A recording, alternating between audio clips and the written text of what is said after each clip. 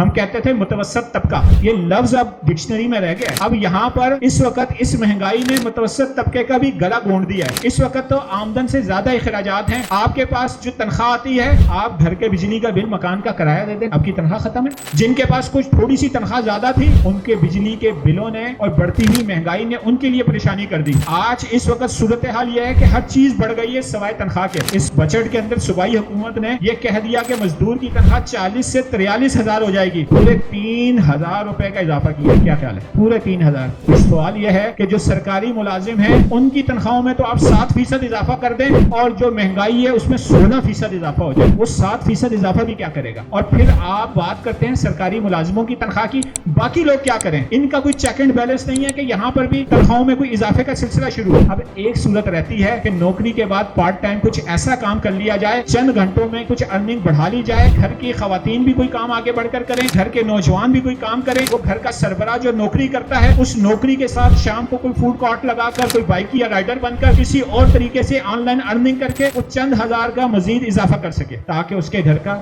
Circle چل سکے۔